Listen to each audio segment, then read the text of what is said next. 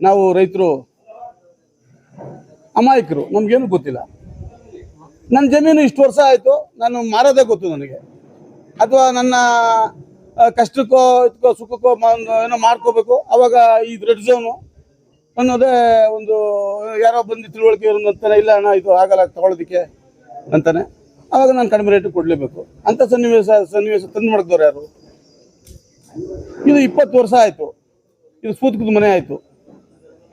ಸೂತಕದ ಮನೇಲಿ ಯಾವ ರೀತಿ ನೀರು ಕುಡಿಯಲ್ಲ ಅಂತಾರೆ ಕೆಲವರು. ಹಂಗೆ ಬಂದಂಥ ಜಮೀನು ತಗೊಳ್ಳೋರು ಇದು ರೆಡ್ ಝೋನ್ ಇರೋದೆ, ಡೆವಲಪ್ಮೆಂಟ್ ಆಗಲ್ಲ ಅಂತ ಅಂದು ನಮ್ಮನ್ನ ಕಡಿಮೆ ರೇಟಿಗೆ ಜಮೀನನ್ನ ಮಾರಾಟ ಮಾಡಿರೋರು ಮಾಡಿದ್ದೀವಿ. ನಾವು ತಗೊಂಡಿದ್ವಿ, ನೋಡಿದ್ದೀವಿ, ನಾವು ಮಾರಾಟ ಮಾಡಿಸಿದ್ದೀವಿ.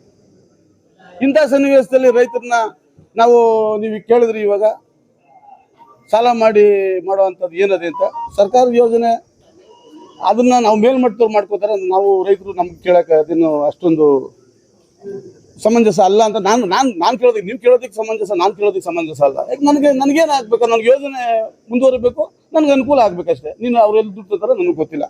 ನನ್ನ ಈ ಯಾವುದೋ 50 ಲಕ್ಷಕ್ಕೆ ಮಾರೋದು ಬಿಟ್ಬಿಟ್ಟು ನನಗೆ 2 ಕೋಟಿ 55 ಲಕ್ಷ 2 ಕೋಟಿ 7 ಲಕ್ಷ ಕಾಸು ಕೊಡೋದಾದ್ರೆ ಸರ್ಕಾರ ಎಲ್ಲರೂ ತರಲಿ, ನನಗೇನು ಆಗಬೇಕಾಗತ್ತೆ? ಈ ಕಾರ್ಯಕ್ರಮನ ಬಿಡೋದಕ್ಕಾಗಲ್ಲ, ರೆಡ್ ಝೋನಿಂದ ಕೈ ಬಿಡೋಕ್ಕಾಗಲ್ಲ. ಯೋಜನೆ ಪ್ರಸ್ತುತ ಆಗಬೇಕು, ಬೆಂಗಳೂರು ಒತ್ತಡ ಕಡಿಮೆ ಮಾಡಬೇಕು, ಇಲ್ಲಿ ರೈತರಿಗೂ ಸಹಾಯ ಆಗಬೇಕು, ರೈತರು ಅಭಿವೃದ್ಧಿ ಸೇರಿಸ್ಕೋಬೇಕು ಅನ್ನೋ ಒಂದು ದೃಷ್ಟಿಯಿಂದ ರೈತರಿಗೆ ಅಭಿವೃದ್ಧಿಪಡಿಸಿದ ಜಾಗದಲ್ಲಿ 9,693 ಅಡಿ, ವಾಣಿಜ್ಯದಲ್ಲಿ 8,753 ಅಡಿ, ದುಡ್ಡಲ್ಲಿ ಹಣದಲ್ಲಿ 2 ಕೋಟಿ 7 ಲಕ್ಷದಿಂದ 2 ಕೋಟಿ 55 ಲಕ್ಷವರೆಗೂ ಇವತ್ತು ಒಳಗಡೆ ಇರಲಿ ಜಮೀನು, ಹೊರಗಡೆ ಇರಲಿ, ಎಲ್ಲರೂ ಕೂಡ ಒಂದೇ ಸಮಾನವಾದ ಒಂದು ರೀತಿಯಲ್ಲಿ ನ್ಯಾಯನ ದೊರಕಿಸ್ಕೊಟ್ಟವ್ರೆ. ಅದಕ್ಕೆ ನಮ್ಮ ಒಪ್ಪಿಗೆ ಇದೆ, ಸಮ್ಮತಿನೂ ಇದೆ. ನಮ್ದು ಇನ್ನು ಬೇರೆ ತಕರಾರಿಲ್ಲ. ಇನ್ನು ಉಳಿದಂಥ ರೈತರು ಅಥವಾ ಹೆಚ್ಚಿಗೆ ಕೊಡ್ತೀನಿ ಬೆಲೆನ ಅಂತಂದ್ರೆ ಕೊಡ್ಸಿದ್ರೆ ನಮಗೆ ಸಂತೋಷ. ಇನ್ನೂ ತಗೊಳ್ಳಿಲ್ಲ. ಇನ್ನು ನಾವು ಬೇಗ ಕೊಡಿ ಅಂತ ದಿನ ನಾವು ಹೋಗಿ ಈ 2 ಕೋಟಿ ಹಣನ ನೀವು ಯಾವತ್ತೋ ಕೊಟ್ಟರೆ ನಮಗೆ ಅದು ಪ್ರಯೋಜನಕ್ಕೆ ಬರಲ್ಲ. ಭೂಮಿ ಬೆಲೆ ಬೇರೆ ಕಡೆ ಜಾಸ್ತಿ ಆಯ್ತಾ ಇರ್ತದೆ. ನಾವು ವ್ಯವಸಾಯಗಾರರು ನಾವು ಜಮೀನೇ ತಗೋಬೇಕು. ನಮ್ಮ ಮಕ್ಕಳು ಮರಿಗೆ ಓದಿಸೋದಕ್ಕಾಗ್ಬೋದು, ಅಥವಾ ಮದುವೆ ಮುಂಜಿ ಅಥವಾ ಇನ್ನೊಂದು ಮನೆ ಕಟ್ಟೋದಕ್ಕೆ ಕಾರ್ಯಕ್ರಮಕ್ಕಾಗ್ಬೋದು. ಹಣದ ಒಂದು ಕೊರತೆ ಇದೆ, ಕೊಡಿ ಬೇಗ.